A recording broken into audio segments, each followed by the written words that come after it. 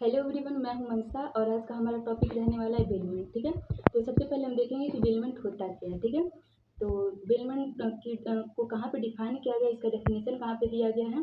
तो इसको डिफाइन किया गया है हमारे इंडियन कॉन्ट्रैक्ट एक्ट 1872 के सेक्शन नंबर 148 में। ठीक है, तो इसमें क्या डेफिनेशन दी गई है, चलिए हम देखते हैं। ठीक है, चलिए देखते हैं उपनिधान। ठीक है, तो उपनिधान की परिभाषा देख लेते हैं, हम डेफिनेशन देख लेते हैं। उपनिधान एक व्यक्ति द्वारा दूसरे व्यक्ति को किसी प्रयोजन के लिए इस संविदा पर माल का परिधान करता है कि जब वह प्रयोजन पूरा हो जाए तब वह लौटा दिया जाएगा। ठीक है, तो उपनिधान का मतलब क्या है कि इसमें एक व्यक्ति दूसरे व्यक्ति को किसी प्रयोजन के लिए, किसी विशेष प्रयोजन के लिए क्या करता है, इस संविदा पर माल का परिधान करता है।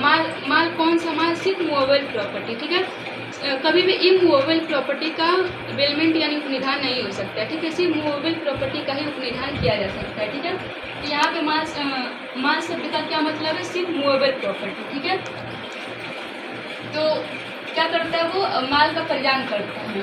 और क्यों करता है? कि जब वह प्रयोजन पूरा हो जाए, ठीक है, तब वह क्या कर दिया जाएगा, तब वह लौटा दिया जाएगा। ठीक है, या तो वो लौटा दिया जाएगा या उसे परिधान करने वाले व्यक्ति के निर्देशों के अनुसार अन्यथा व्यनित कर दिया जाएगा। इसका क्या मतलब हुआ? इस लाइन का मतलब, इसका सीधा सा मतलब ये हुआ, या तो जब वो प्रयोजन पूरा हो जाएगा तो उस माल को वापस कर दिया जाएगा, लौटा दिया जाएगा, या फिर उसे परिधान करने वाले व्यक्ति के निर्देशों के अनुसार, ठीक है, क्या कर दिया जाएगा, उसे अन्यथा व्यनित कर दिया जाएगा। यानी जैसा वो निर्देश देगा उसके अनुसार ही काम कर दिया जाएगा, उसे लौटा दिया जाएगा। ठीक है, माल का परिधान करने वाला व्यक्ति उपनिधाता कहलाता है। ठीक है, अब जो बेलमेंट है, जो उपविधान है, इसमें क्या होता है कि जो माल का जो परिधान कर रहा है वो व्यक्ति क्या कहलाएगा, वो उपनिधाता कहलाएगा। यानी कि क्या, उसी को इंग्लिश में बेलर कहते हैं। ठीक है, और वह व्यक्ति जिसको वो परिदत्त किया जाता है उपनिधि कहलाता है। यानी कि वो माल जिसको दिया जा रहा है, परिदत्त किया जा रहा है,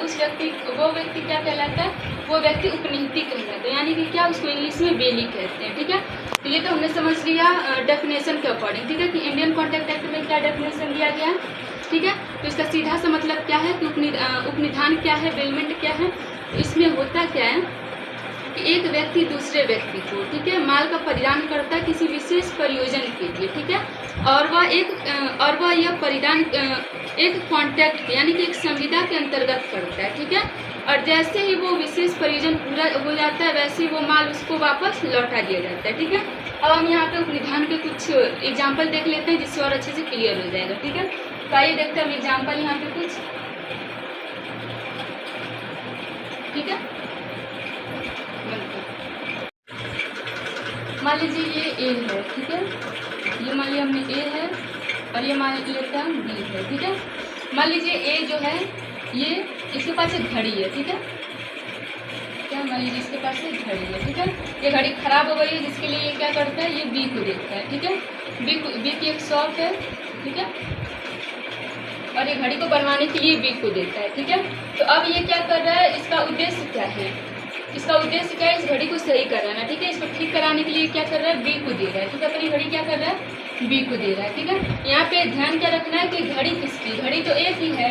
ठीक है, यानी इसका ओनर तो यही है। ठीक है, लेकिन ये दे किसको रहा है, बी को, तो यानी इसके पोजीशन से निकल के अब कहाँ चली गई घड़ी, घड़ी बी के पास चली गई। ठीक है, मान लीजिए, तो यही चीज़ ध्यान रखने वाली है कि बेलमेंट में कभी भी ओनरशिप नहीं बदलता, यानी कि कभी भी मालिकाना हक नहीं बदलता ओनरशिप में, इसमें बेलमेंट में। ठीक है, सिर्फ क्या बदल जाता है, सिर्फ कब्जा बदल जाता है, कभी सिर्फ कब्जे का परिधान किया जाता है बेलमेंट में। ठीक है, तो घड़ी इसकी है। ठीक है, मतलब घड़ी इसके पास चली गई, अब भी इसको बनाएगा और बनाकर क्या कर देगा, अपनी मजदूरी लेगा और उसके बाद क्या कर देगा, दोबारा इसको लौटा देगा, यानी ए को लौटा देगा। ठीक है, यहाँ पर ये जो ए है, ठीक है, यहाँ पे ये क्या है, ये बेलर है। ठीक है, यहाँ पे ए बेलर हो जाएगा और बी क्या हो जाएगा, बी यहाँ पे बेली हो जाएगा। ठीक है, यही सिंपल सा कॉन्सेप्ट है। ठीक है, समझ आ गया होगा। ठीक है, ए की घड़ी है और बी का शॉप है। ठीक है, घड़ी खराब हो गई जिसके लिए बनवाने के लिए ए क्या कर देता है, बी को दे देता है। ठीक है, तो यहाँ पे सिर्फ कब्जे का परिधान किया जा रहा है, सिर्फ कब्जा बदल रहा है, ओनरशिप नहीं बदल रहा है। ठीक है, तो अब इन दोनों के बीच में क्या होगा, कॉन्ट्रैक्ट ऑफ बेलमेंट स्थापित हो गया। ठीक है, ये जो प्रोसेस है इसी को क्या कहा जाता है, इसी को बेलमेंट यानी कि इसी को उपनिधान कहा जाएगा। ठीक है, मान लीजिए एक और एग्जाम्पल हम ले लेते हैं। ठीक है, जिससे और अच्छे से क्लियर हो जाएगा। ठीक है, मान लीजिए एक कार है। ठीक है, मान लीजिए ए की एक कार है, ठीक है, और मान लीजिए कार को सर्विसिंग के लिए बी के सर्विस सेंटर में दिया जाता है इस कार को, ठीक है। इस कार को क्या किया जा रहा है, बी को दिया जा रहा है, ठीक है, इसके सर्विस सेंटर में दिया जा रहा है इसकी सर्विसिंग के लिए, ठीक है। तो यहाँ पे कार का मालिक तो ए ही है, यानी ओनर तो ए है कार का, ठीक है। लेकिन यहाँ क्या हो जा रही है, ए के कब्जे से निकल के अब कार कहाँ जा रहा है, बी के पास जा रहा है, ठीक है। तो यहाँ पे ए क्या हो जाएगा, ये उपनिधाता हो जाएगा, और बी क्या हो जाएगा, यहाँ पे ये उपनिहित हो जाएगा, ठीक है। ये पूरा प्रोसेस क्या कहलाएगा, बेलमेंट यानी कि उपनिधान कहलाएगा, ठीक है। मान लीजिए अगर एक एग्जांपल लेना चाहें तो जैसे मान लीजिए हम लाइब्रेरी से बुक इशू कराते हैं, ठीक है, तो ये भी एक बेलमेंट का ही एक अच्छा एग्जांपल है, ठीक है। अब ये तो हमने एग्जांपल देख लिया, आई होप कि अच्छे से क्लियर हो गया होगा, ठीक है। अब मान लीजिए अगर हम इसका इसेंशियल एलिमेंट अगर देखना चाहें कि बेलमेंट का इसेंशियल एलिमेंट क्या आवश्यकता तो क्या है, तो उसको भी हम एक बार अच्छे से देख लेते हैं, ठीक है। तो सबसे पहला क्या है कि सबसे पहले गुड्स की डिलीवरी बहुत ज़्यादा इंपॉर्टेंट है। इसका पहला आवश्यक तत्व है कि जब तक गुड्स की डिलीवरी नहीं होगी तब तक बेलमेंट स्थापित हो ही नहीं सकता है, ठीक है, दोनों पक्षों के बीच, ठीक है। दोनों पक्ष कौन कौन से हैं, तो पहला वो जो माल को दे रहा है, ठीक है, वो क्या कहलाएगा, वो बेलर कहलाएगा, और जिसको माल दिया जा रहा है, प्रदत्त किया जा रहा है, वो कौन है, वो बेली है, ठीक है। तो बेलमेंट में मेनली दो ही वो पार्टीज हैं, ठीक है, इन्वॉल्व रहती हैं, ठीक है।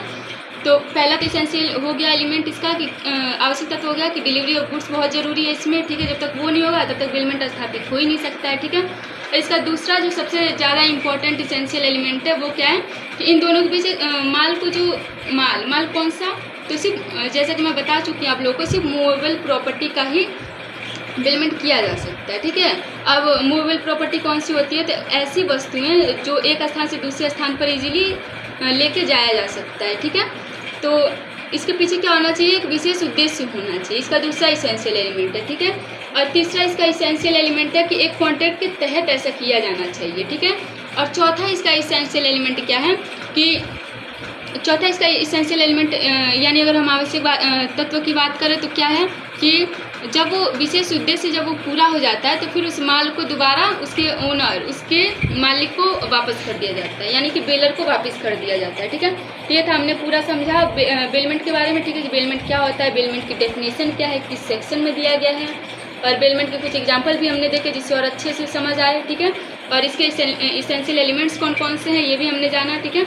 और बंद कर